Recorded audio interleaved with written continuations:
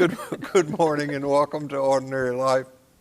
I'm Bill Curley and this is Holly Hudley and we're going to talk today. Yeah, we are. A year. It's been a year. Wow. Yeah, it has. We've been sort of acknowledging that year of COVID all week, I guess. It's such a weird anniversary and such a strange thing. I mean, here we are at over 500,000 deaths in this country alone, and we don't have a way to really process or grieve that. Right. And I don't know when it will fully arrive, but there is light at the end of the tunnel, and if we can persevere for a few more months, I think you will begin to see us gather again.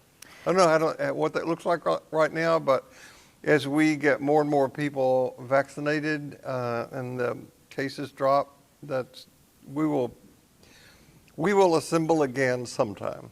And I want to thank you for hanging in there. And especially I want to thank all of you for your generosity.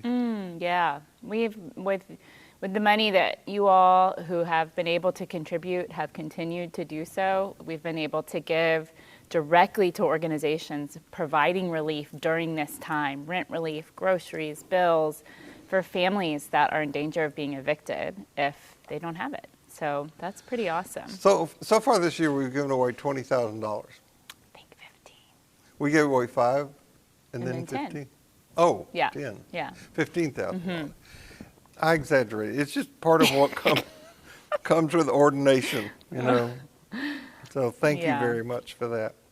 And we have a podcast that we've done for a while. Yeah, almost a year. We're at number 42, so that's almost a year. We started it a little later in COVID, but it comes out Thursday mornings. And actually this week, Karen Richards-Kwan will join us, which will be fun. Yeah. That will be fun.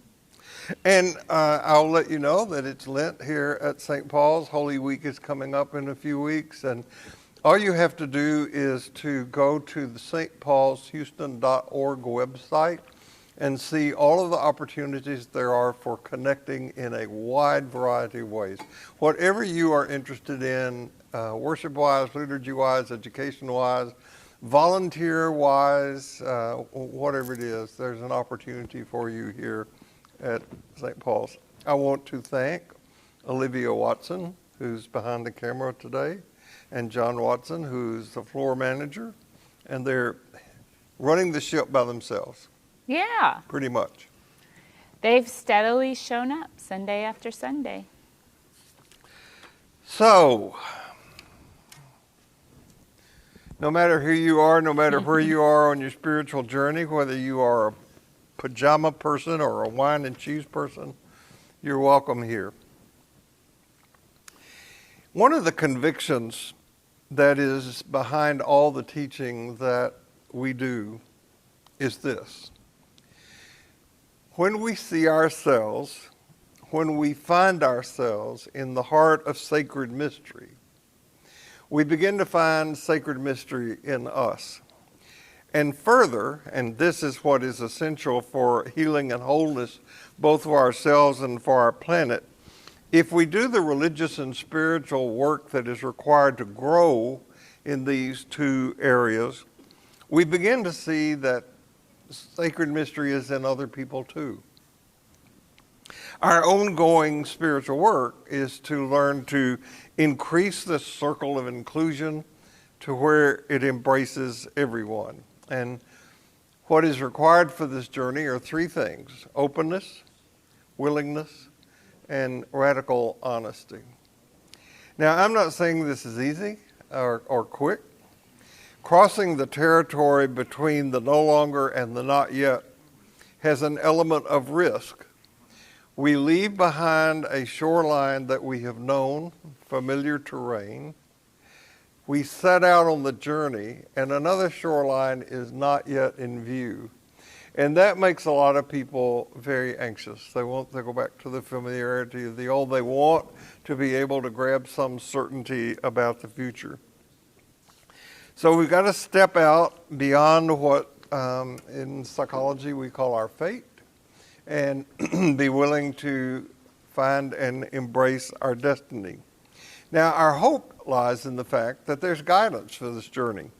It comes both from within us, our own basic intuition, what Thomas Merton would refer to in his writings as the true self, and it comes from without, the wisdom, the perennial wisdom that is found in the living religions of all ages.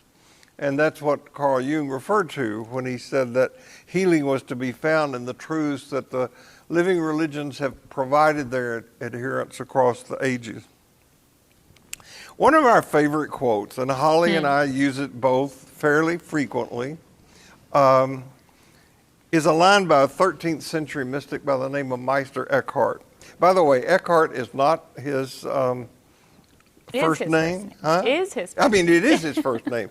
His family name seems to be von Hockham, although there's some confusion about that a long time ago. Just like Jesus Christ, first, last name. Right. Yeah. Okay.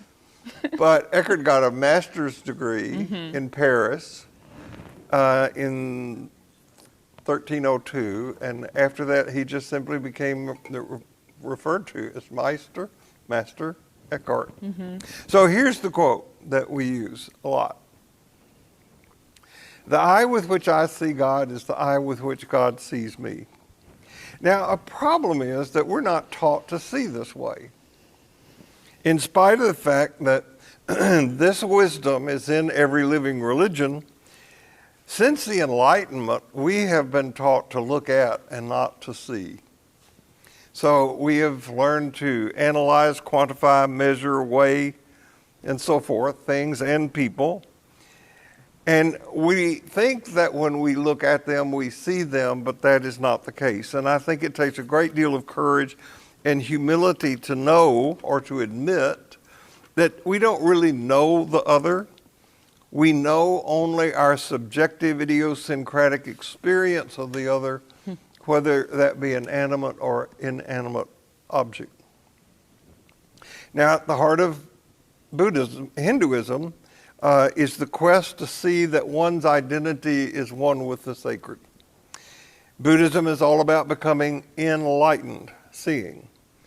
The Jewish prophets railed against those in the political and religious establishment who did not see the plight of the needy.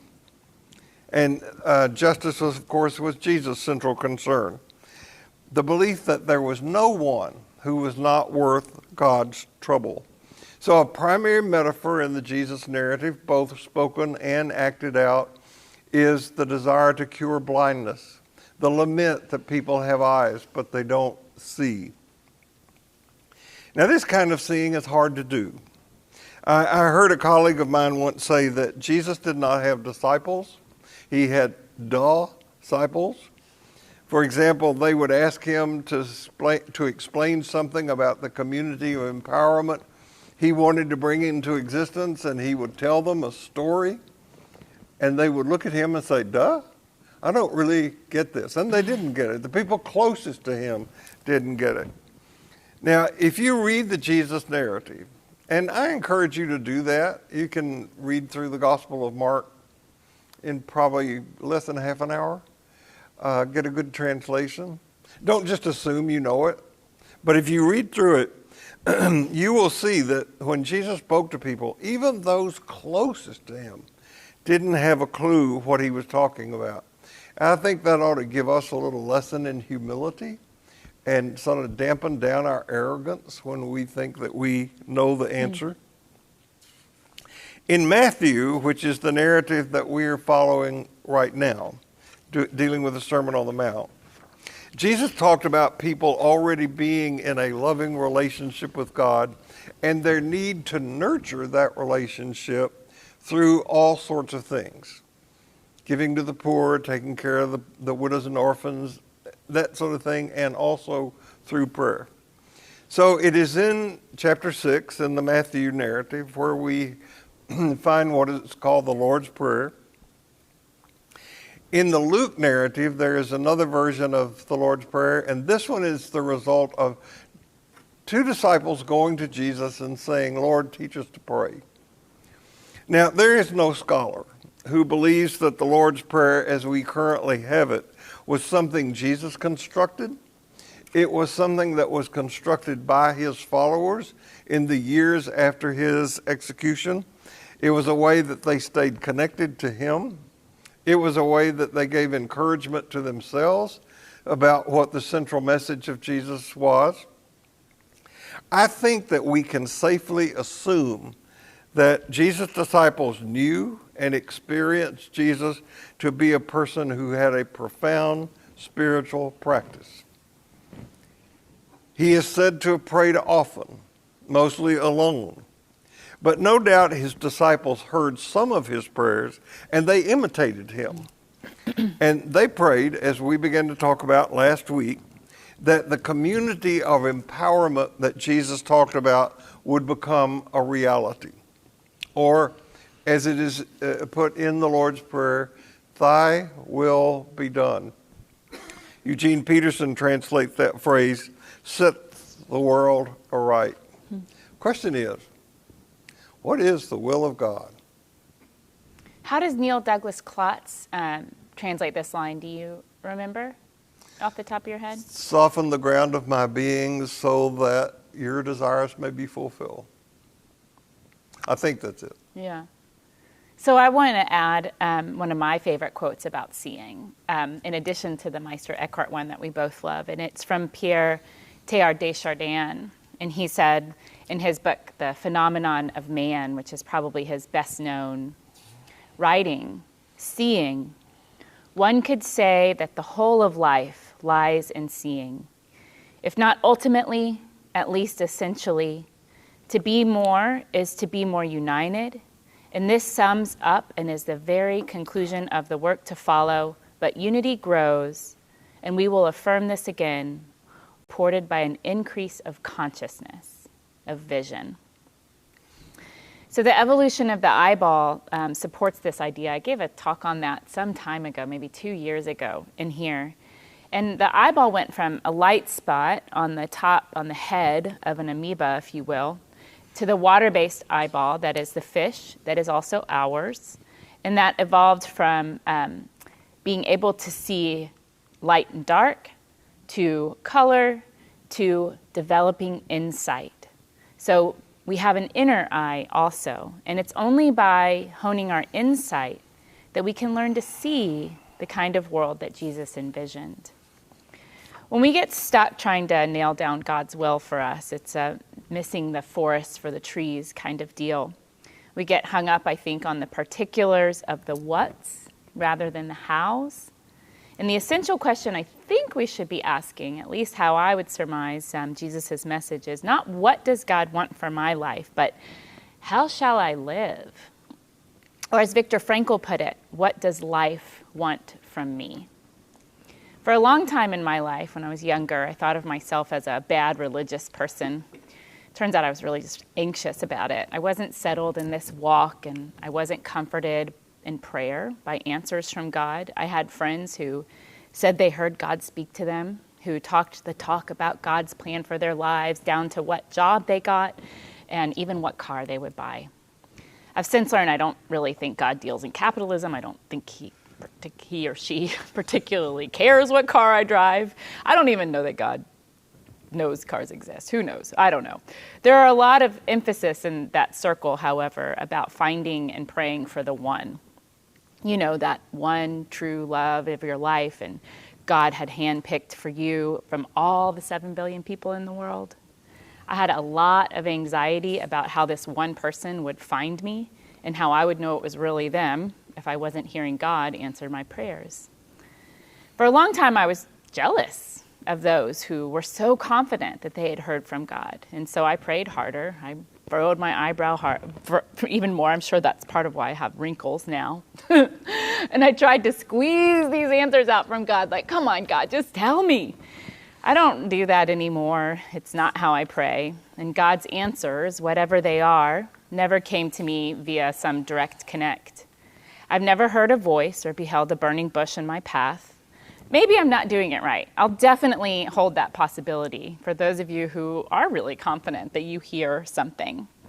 But I've also arrived at the conclusion that there's nothing to do to find God's will. Entanglement is real for sure. You know those moments when you're thinking of something and it happens or it manifests. Like, entanglement is this sort of strange combination of intuition and just the way things are. And when it happens, it feels like a divine appointment. And that's usually when we're not anxious about it, is when we're more open to that field of relationship or field of entanglement. It's when we're not, please God, tell me what to do. Do you think so? Yeah. And Jung had a word for it. Yeah. Synchronicity. That was good. Want to do that again? Synchronicity. Anyhow, entanglement is also the way of the universe. Quantum entanglement states that from the smallest to the largest, the movement of all things impact every other thing. I once asked Bill some years ago, maybe 10 or 12 years ago, about what he thought about God's will, what he would say when people said, oh, that's, the will of God. He sent me this essay called No Secret Plan by Philip Carey. You refound it and resent it to me this week, and it was very much as I remembered it. He's a philosopher and theologian at Eastern University. And in this essay, he addresses the anxiety that many of his evangelical students felt trying to find God's will for their lives. In fact, he has an entire book called Letter to an Anxious Christian. Yeah, I haven't read it. And he's like, it can't be found. This way of thinking that God has a detailed plan for each of us, and that if we don't fulfill it, we're somehow a colossal failure at most or disappointed at least.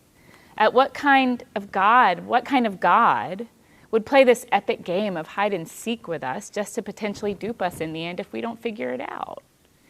So even though Carey refers to God as he and seems to have a kind of out there God being in mind, I think he is spot on about this.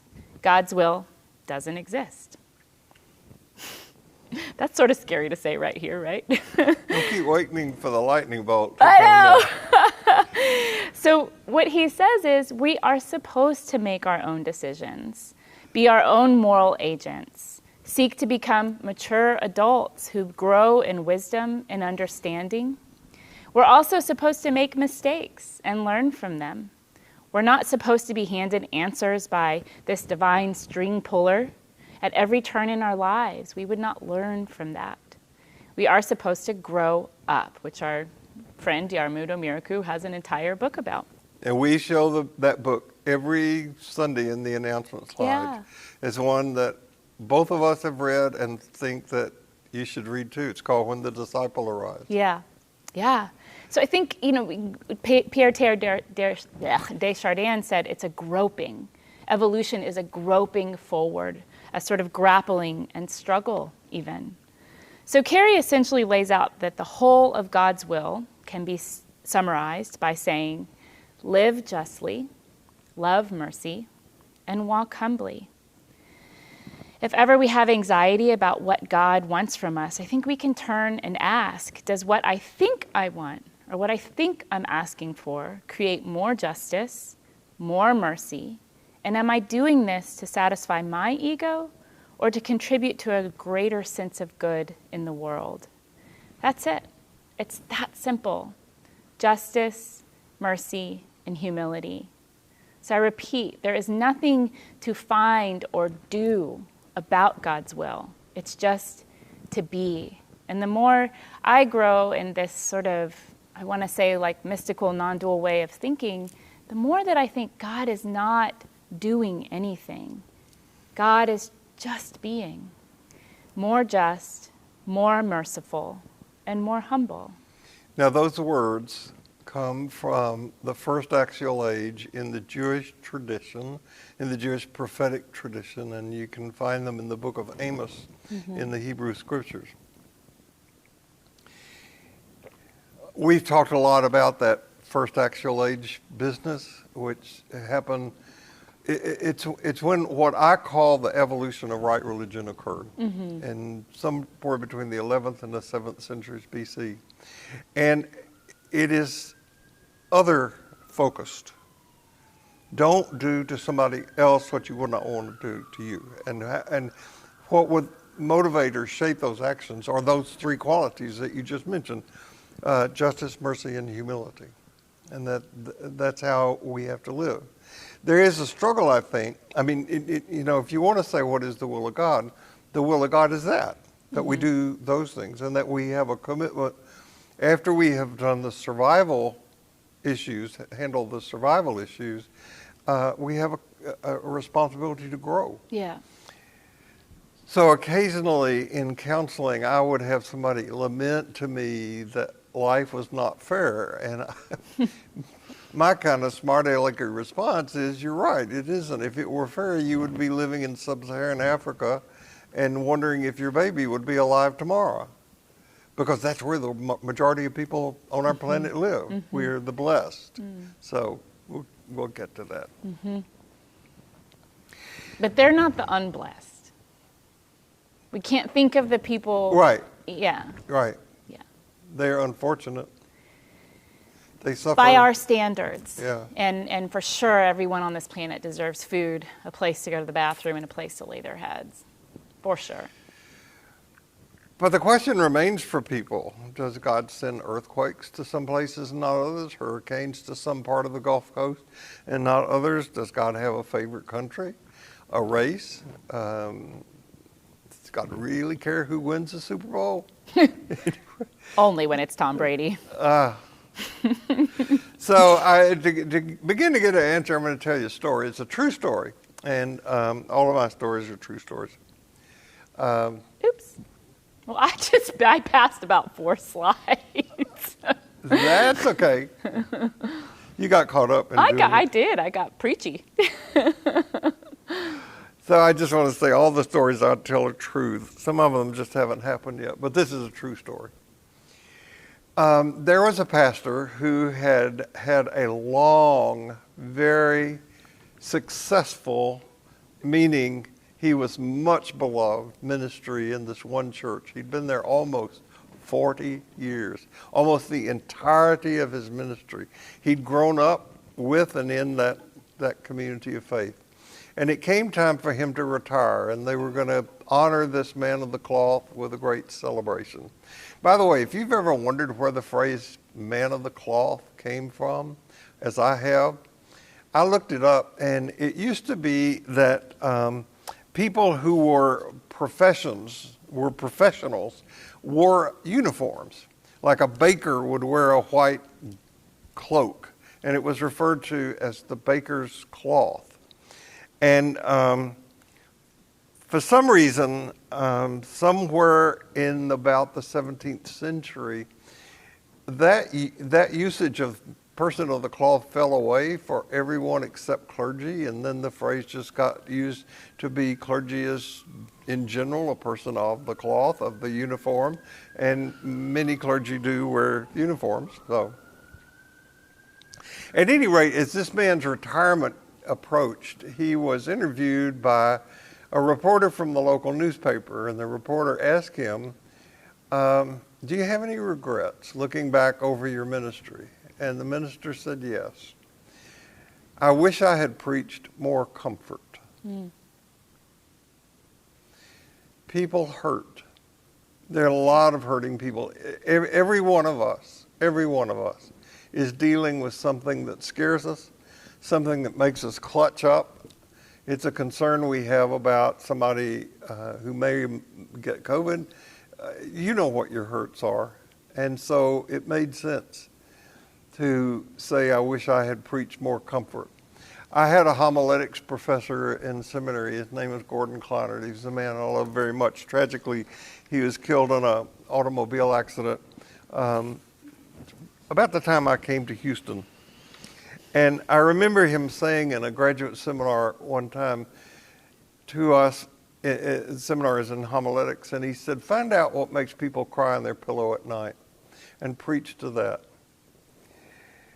We live in a time when a brand of conservative Christianity, sociologists and historians are calling it Christian nationalism, has injected itself into right-wing politics in a way that the very evangelicals who are now so supportive of this Christian nationalistic movement would have laughed in your face 8 years ago if you had said this is where they're going to end up. But what's going on now in the name of Christianity is causing more divisiveness and more divisions. One example of this is the departure just this week announced by conservative Bible teacher Beth Moore.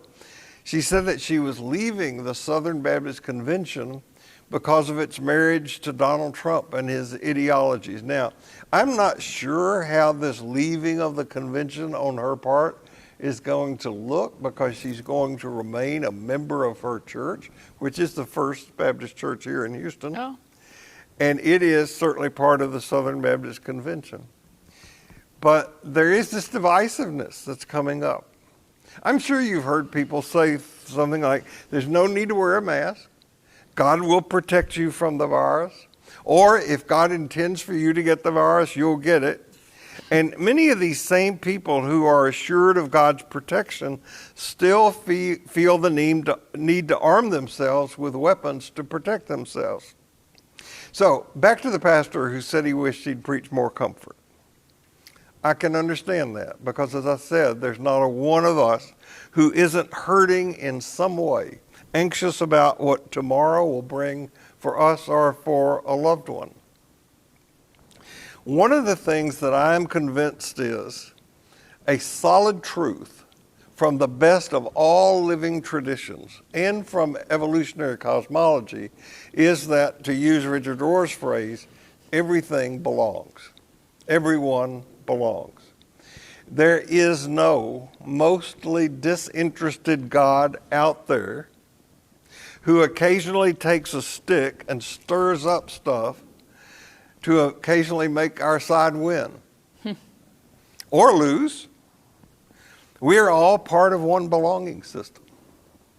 There's one system, and we're all a part of it. There's no separation between the ego's artificial boundaries of sacred, secular, psychological, spiritual, human, divine. They're just two sides of one coin. The core of Jesus' teaching is that I and the loving and safe source are one, and so are you. That was his first preaching when he came out of his temptation experience. I believe that there is within every person, within you and me, a longing to realize the truth of this. We all come from, we all return to the same source, and in the meantime, the best of us wants to experience that union. Now, I have a hunch you agree with that. And yet, we spend so much of our time excluding, judging, and separating. We spend so much of our time and energy deciding who does not belong. I want to go back to one thing that you said, this sort of idea of the blessed and the unblessed. You didn't use the blessed and the unblessed, but when we begin to think like that, we're automatically thinking in exclusion. The blessed and the unblessed, the fortunate and the unfortunate, instead of looking at, and we'll get into this later, human responsibility and sort of who we perceive to be blessed or unblessed, right? Mm-hmm. The culture of domination versus participation or cooperation, culture of colonialism has created this culture of exclusion and separation. And that's worldwide, but we specifically in this country inherited a culture of domination and colonialism, because of European wills to conquer the whole world, and that's who founded this country. So we really inherited that sort of European domination and colonialism idea, and thus created a caste system worldwide of the blessed and the unblessed. But that's not arbitrary. That is human done. Right. That is human hand in that. And you will notice that there's a flow in these talks that we have been doing. Yeah. As it would be in the prayer, there's a connection. We talked last week about this community of empowerment, and that now we're saying that the will of God is to realize that and to make that a real experience for everybody. That's inclusive. Yeah. And then we'll take it another step next week when we get into Give Us Our Daily Bread. Right. So what you said, we all come from and return to the same source. We also live within and among that source. This is not a before and after. This is the space in between as well. We live and move and have our being in that source. I believe our task is to continually attend to that relational field. So healing looks like more inclusion, more expansion. Cornel West, a favorite activist, scholar, author, famously said, "Justice is what love looks like in public." So to love justice, of course we have to define justice to fully understand this. Plato, to whom all philosophy is a footnote, it seems, justice is not mere strength, but it is a harmonious strength. Justice is not the right of the stronger, but the executive harmony of the whole. And in more poetic words, Hafiz wrote of justice and mercy. I changed my poem. And still, after all this time, the sun never says to the earth, "You owe me." Look what happens with a love like that. It lights the whole sky. What if we lived in this land of a whole lit sky, in the what ifs, in the possibilities, and not in the certainties and the I knows? What if we lived with the possibility that God is just that, possibility, rather than certainty? My kids have been watching Cosmos. I think you've been watching it too. Narrated by Neil deGrasse Tyson. And it's really incredible. I mean, he's such a great narrator of really high ideas and makes them really fun and tangible. He makes it really enlightening for the kids. I saw him speak once in person. Have you ever seen him speak in person? So he comes to the stage just wearing socks, not just socks. I should just say he's dressed, but he has socks and no shoes on. That would be hilarious, though, if he came out with just socks. I love that, though, this kind of casual, people call him that rock star of astrophysicists, because he's able to reach a wide audience. We had a clergy on the staff here one time, Eleanor Colvin. You remember Yes, Eleanor? I loved Eleanor. She's a poet. Yeah. I think she's now serving in College Station. Okay. I think Yeah. that's where she is. That sounds about but right. But she preached and taught in her sock feet. Yeah, I love that. I mean, Bare feet. It's just like, let me earth myself, Yeah. let me just kind of be here now. So lately my kids, because of watching Cosmos, have been fond of coming up to me and saying, "I'm not really hugging you, this is just my atoms rubbing up against each other." It's a pretty terrible defense for harassment, but it works for my kids right now at this age. Anyhow, he said in the episode they watched the other night, and I was kind of doing other things and had it in the background, but I did catch this. He said, "That's the really cool thing about science. We don't have to pretend we have all the answers." So Christians, at least the ones, like many of the ones I grew up with, are fond of having all the answers. A direct hotline to God. I know what God wants. But what if it isn't like that? What if we could just get really comfortable with ideas and theories and possibilities instead of certainty? If we don't rely on certainty, and if we lean too far into scientism, that's a certain kind of certainty, just as if we lean too far into fundamentalism is a certain kind of certainty. There's no room for growth. This can be true for religious theories as well as for scientific theories. We need to leave room for expansion. We can't put our ideas in a black box and then never open that black box again. I'm going to guess that Jesus didn't think he had all of the answers for all time, but he gave some pretty good theories for us to live by and expand our lives with. He preached justice, mercy, and humility. Certainty leaves no room for growth. In these commandments of justice, mercy, and humility, there's a lot more room for breath, for pausing, for wonder. What does life want from me? You know how when you were little, your foot grew like a whole inch every month, it seemed, right? My middle son can wear my shoes now. So he's a head shorter than me, but has my same size feet. And that's like just been in the last 6 months. His feet have grown probably 1.5 sizes. And every time we went shoe shopping, well, I don't know, I think mothers were kind of onto something. The mothers would say, "Well, get the bigger shoes. You'll grow into them eventually," right? So we got blisters, and they were mostly scuffed up by the time we actually grew into them, but we did eventually. And when we finally fit them, they were creased in all the right places, they shaped to our feet. In essence, they were just right. I wonder if we could have that kind of motherly attitude about shoe shopping, about religion. That our mothers were really onto something. They don't have your size just yet, baby. So we're just going to buy the size up, and you'll grow into it. There's no anxiety in that sort of religion. You'll grow into it, right? And I remember once hearing John Dominic Crossan, who participated in a Faith and Reason seminar here in Houston some years ago. Do you recall that, with Joan Chittister and Marcus Borg? And the title of the seminar was, "Is Christianity Dead?" He kind of summed up the seminar at the very end, like the last 5 minutes, by saying, I'm going to answer that question. He said, Christianity might die, but God won't. Because matter won't. Because the way of things won't. Because being itself won't die. So the question still remains, how do we live and move and have our being in that reality? In justice, mercy, and humility. Those things shouldn't die. Among other tidbits of wisdom were Marcus Borg's remarks on how we should do religion. He had that sort of we'll buy a bigger size shoe idea about religion. He commented on how much damage doctrinal religion has done to young people, to kids. When you say to a kid, that's God's will, baby, that your turtle died, or your baby sister, right? Young people get ruined by that kind of explanation of God.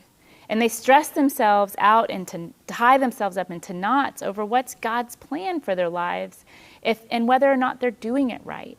He surmised that religion was something that kids should just say, oh, that's something my grandmother does, and then just keep rolling along on their skateboard. I loved that sort of relax the field idea. You'll get there someday. You'll ask all the questions about life that you need to, but that's just what you need to do in the second half of life. Mm-hmm. For now, enjoy being a kid. And I think that for me as a parent who could easily stress about what I was teaching my kids or not, whether I was teaching it right or not, that helped me to relax the field. I don't think kids should be worried about doing God's will. They need to just learn how to grow up, learn how to make mistakes and learn from them. He thinks the only thing kids need to learn about God is the ability to wonder and love. It's like Neil deGrasse Tyson says, you don't have to have all the answers. So religion, in other words, is something we need to grow into, like that pair of shoes. I think we need to do a better job of teaching our kids to wonder. But when I wrote that, I immediately thought, no, kids know how to wonder. Yes. We need to learn how to wonder, to embody our inner child again. That's what Jesus said. Yeah. Become as a child. Yeah. And I think of humility like wonder. Mm-hmm. You know, wonder takes us out of ourselves and helps us to know that, A, it's not all about us, and B, we may never understand what it is. Mm-hmm. And there's a humility in that. So it leads one to marvel at the stars, to discover that they're shifting, and conclude that the earth is actually moving, not the sun. And then later, as you keep watching that shifting, it tells us that the universe is expanding in all directions, stretching towards infinity. That is an impossible notion to conceive of, infinity. It's just like God's will. It's impossible to know, but it is not impossible to trust that it just is. The universe is so big, and we are so small. I've shown this video. This is one clip from it. I'm not going to show the whole video, but it's called The Most Astounding Fact. And if you look it up, you can rewatch it. It's a beautiful video. Another one that Neil deGrasse Tyson narrates. I love this line when he's asked, what is the most astounding fact that you can share with us about the universe? He says, when I look up at the night sky, and I know that, yes, we are part of this universe, we are in this universe, but perhaps more important than both of those facts is that the universe is in us. When I reflect on that fact, when I look up, many people feel small because we are small. And the universe is so big. I feel big because my atoms came from those stars, and there's a level of connectivity in that. We are the universe just by being alive. I think connectivity is what it is all about. How do we feel connected to what surrounds us? And I just want religion to feel as big as the universe. And I wonder, can we do that? Can we conceive of that? Yeah. So I don't mean to throw you a curve, Uh-huh. but I'm about to throw you a curve. Yeah. And you love it when people say stuff like that. I do. I'm like, hold on, let me get my mitt. So you said a minute ago, and I agree with you, that on one side of walking a path is fundamentalism. Mm-hmm. Don't go there. On the other side of that path is scientism. Don't go there. So would you say that though it is not scientism, that the path that we're trying to walk between the no longer and the not yet is in fact informed by cosmological evolution, that's the path? Yes, because I would think that if we look at evolution as change, as continual newness, as infinity, as expansiveness, as the way, that's what we're trying to do. Yeah. Science is also just trying to explain the way of the universe. So what we're doing is acknowledging that we are in fact evolving. We are in fact evolving, and God is reality, not separate from, not apart from, not preeminent to, but part of. And so to me, God, evolution, being itself, all synonyms. Okay. I'd like to spend the whole time talking about that All right. sometime. So let's talk about theodicy.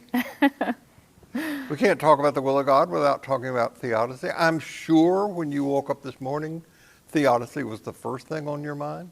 Or when you tuned in to this live stream, you were thinking, boy, I hope they talk about theodicy today. So your wishes fulfill. Theodicy.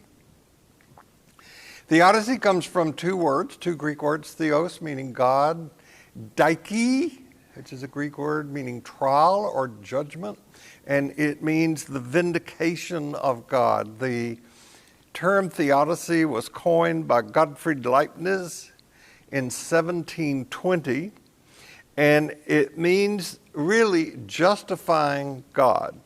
Or more easily understood, theodicy deals with the issue of why can a loving and all-powerful God allow evil things to happen. Now, this is not an effort to defend God. Rather, it seeks to show that it is reasonable to believe in God even in the face of evil in the world and bad things happening, especially to good people. I remember when Harold S. Kushner's a rabbi, he is a rabbi, he's still alive. He had a child who at age 3 was diagnosed with a degenerative disease that meant his child would not live to be a teenager. Sad, tragic thing. In response to that, Kushner wrote a book called When Bad Things Happen to Good People. It became, and it has remained, a bestseller in the field of dealing with the issue of suffering. Now, I do not know Rabbi Kushner, but what I do know is that when this book came out, I took an immediate offense to the title because it implies that if a person meets certain ethical, moral, doctrinal, some standards, then that person is a good person and therefore is exempt from having bad things happen to them. It's awful theology, just awful. You know, I did the first years of my clinical training in a hospital, and I heard some form of this question: why did God do this to me? Especially when the death of a child, but it could be any death. And it was clear to me as day that there were people who came into the hospital who never had thought about the possibility that their loved one could die or that they could die. It just never entered their mind. It's a good thing to have death sitting over your shoulder as a good teacher. Why did God allow this to happen? Or why didn't God answer my prayer to save my child or my husband or my wife or my mother? And I have heard in my ministry, I have heard pastors say to grieving parents things like, well, you know, God needed your baby in heaven more than you need your baby down here. Wow, this makes me want to vomit. It's abusive theology. Yeah. It's abusive. Yeah, it is. And for sure I've heard some, this is not like my parental teaching from my family of origin, but it's just, I've heard some version of that in my religious life from various people. Mm-hmm. We can't pretend to understand the will of God. And what that did for me is push me away from God. Well, I don't want to understand that God, you know? Mm-hmm. And one of the things that we have done is we have had this kind of transactional relationship with God, right? And that transactional relationship in some ways could be called a capitalist relationship. I give you this, God, you give me that. I'm a good person, God, you give me no pain. And all wise teachings teach us that pain is growth. Pain is how we grow up. And you know, you're fond of saying God protects us from nothing but sustains us in everything. And even that, right, we have to tease that out a little bit. What is it that's sustaining us? It's just reality sustains us. It's the connections we create. It's the beliefs. It's the rituals that we maintain. Having a daily spiritual practice sustains us in grief and pain. So this question of evil, I think this is one that comes up all the time in circles of philosophy, circles of theology, even circles of science. How do we understand destruction as much as we understand evolution and creation? In the talk, I've referred now to Neil deGrasse Tyson a couple times, but in the talk that I saw him give, he said, destruction is happening all the time in the cosmos, all the time. Things are crashing into each other, they're exploding into bits, stars are dying and being reborn. There's no intent behind that. It's not evil that it's happening, it just is. Now, the hard part is how do we tease out human ethics in relation to what is evil? I'm way off script here, so if you're looking for where I am, we have to, where do we place ourselves in that sort of willful behavior of evil or willful behavior of doing harm? And it's a question that we haven't successfully answered in my mind just yet. You're going to today. You're going to successfully answer it. Pay attention, folks. I suppose this idea of evil is the flip side of what is God's will. If the will of God is presumably positive, then evil must be not God's will. So it must be the devil. And that idea that there's also this like good being and bad being outside of us is also relinquishing us from personal responsibility. If I can blame the bad things on evil and the good things on God, then I can remove myself from being part of that cycle of events. So it's really mind-bending, because if we take the stance, as Richard Rohr would say, it all belongs, then that means that evil, destruction also belongs. So even though I've moved away from conceiving an actual being as God, I will never accept it when people cast off terrible acts as God's will, like the death of a child, or the Holocaust, or the murder of George Floyd. I can accept, however, that in our incompleteness, in our human evolution, that we commit evil when we are not integrated. And this was Carl Jung's gift to psychology and spirituality. The integrated person is a whole person who does not act out of unconscious desires or behaviors. We still have them, we just don't act out of them.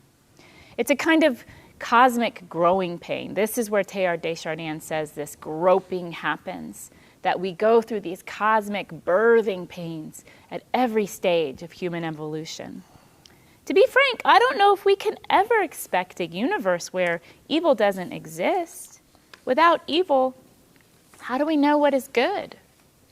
This all goes back to how we conceive of God, as the string puller or as the string itself, as being itself. Being is, it doesn't do. I think this is where, Bill, we might diverge from some folks in our class or our church. It seems that neither of us have a concept of God as sort of this string puller, an answerer of things who does or causes events. This gets at that philosophical question of meaning, too. But my takeaway from Zero Theology, to point back to John Tucker and the lovely discussion we got to have with him, and from the many books we've read lately, the most important contribution we can do is to live a just, merciful, and humble life. So this is our personal and moral imperative. Religious rituals and beliefs should just give us a framework or a rationalization for why we should pursue justice, mercy, and humility. The rest is just details. So to go back to your observation, and again, this is something that we could spend a long time fleshing out, the ethical context of suffering. How do you understand that? And I think, and again, this is in John Tucker's book, but the most brilliant explication of that he has in Zero Theology is the statement of Jesus from the cross. Father, forgive them, for they do not know what they are doing. They are acting from that unconscious, Right. fear-based space. Right. So and we've all done that. That's an ethical stance. Yeah. Now, I have seen more people give up on the Christian adventure or the spiritual adventure because of the kinds of things that you're talking about than any other single thing. So I think this is one of the things that has led me and us to do the work that you're seeing right now. The most pressing theological issue of our time, of our lives, is to open the door to a new kind of religious and spiritual future by closing the door on this mistaken and very inadequate idea of God. I'm going to repeat that. This is the most pressing theological issue of our time and lives. To open the door on a new kind of religious and spiritual future by closing the door on this mistaken, inadequate notion of God. I've said more than once, I will continue to say it. If there is one thing I want to be remembered for in my ministry in this church, it is God is not out there. God's here. Here, there, in us, everywhere. So one of the people who helped me do this understanding, and this is the work of Theodicy, is a British theologian by the name of Leslie Weatherhead. He's no longer with us. He wrote many, many books. If you go on the internet and look him up, you can see him. The Christian Agnostic is one of his influential books for me. And the other book, which is written even earlier, The Will of God. Will of God was written in 1944. And I read both of them while I was, one, The Will of God, when I was in the seminary, and one, The Christian Agnostic, when I was teaching. I love them both. They were very, very helpful to me. The Christian Agnostic gave me the permission to stay within the church and be critical of it at the same time. And the Will of God book is the one that really helped me understand this question about why do bad things happen. And I'm going to refrain from saying to good people. Bad things, what we call bad things, tragedies, destruction, they happen all the time. And we are sometimes the recipient of them. So why do bad things happen? I'm going to give you, these are Leslie Weatherhead's headings, but they're my amplification. The first reason that things happen is statistical probability. About 11 years ago now, I had quite unexpectedly quadruple bypass surgery. They popped my chest open.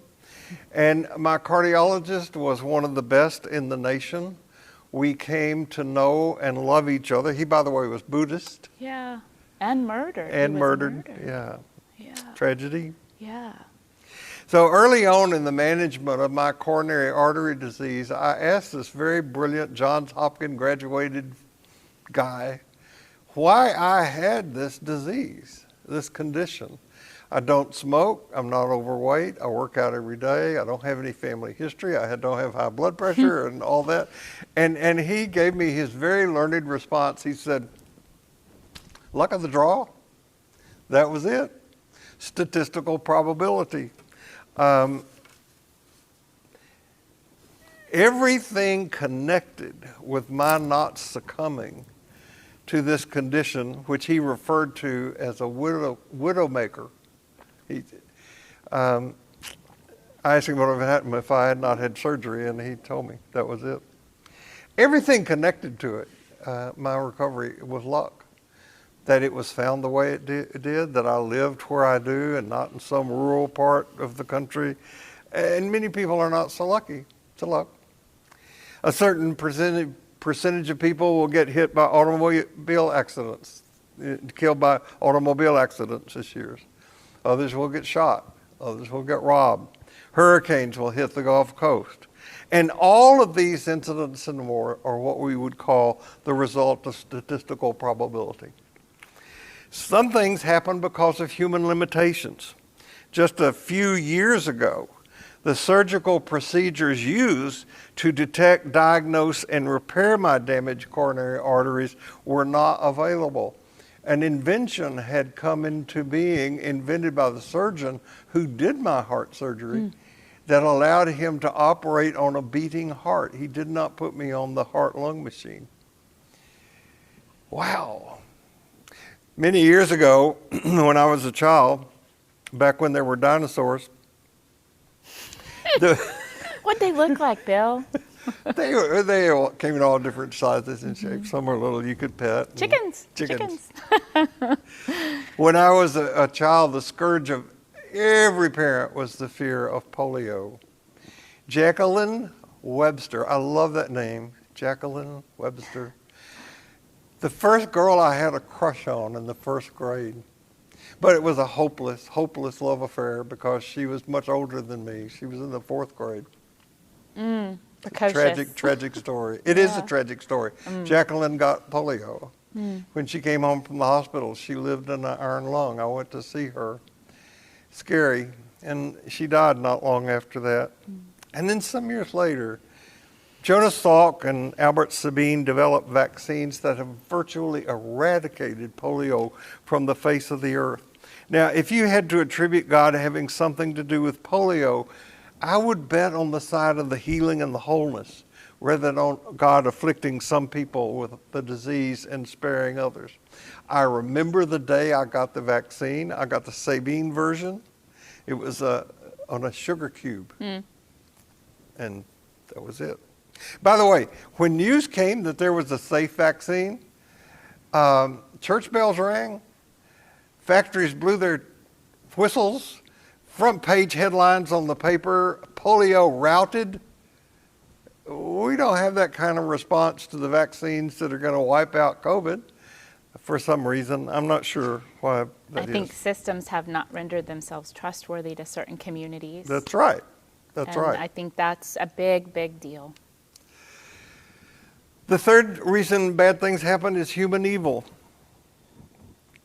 People, that includes me and you, anyone, can get in the grips of one of our misguided anxiety management systems, our addictions, and we can end up doing horrible things to each other.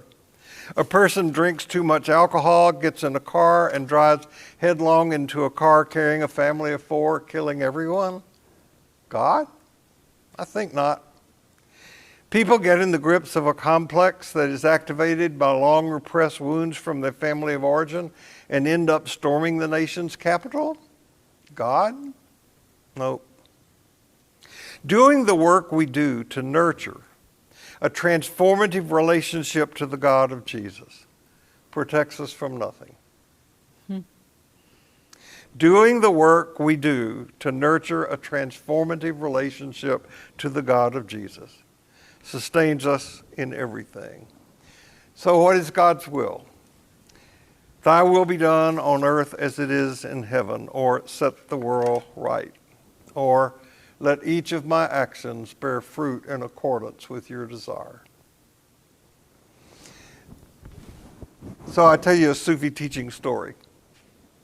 A man walked through a forest and saw a fox that had lost its legs, and he wondered how the fox managed to stay alive. He saw a tiger come with game in its mouth. The tiger had had its fill and gave the rest of the meat to the fox. The next day, the fox was fed by the same means by the same tiger, and the man began to wonder at God's greatness and goodness and said to himself, I too shall just rest in the corner with full trust in the Lord, and he will provide me with all that I need. He did this for many days, but nothing happened. He was almost at death's door when he heard a voice say, you're in the path of error. Open your eyes to the truth. Follow the example of the tiger and stop imitating the disabled fox. That's the will of God. No matter where you go this week, no matter what happens, remember this, you carry precious cargoes, so watch your step, and Holly and I will see you here next week. See you soon.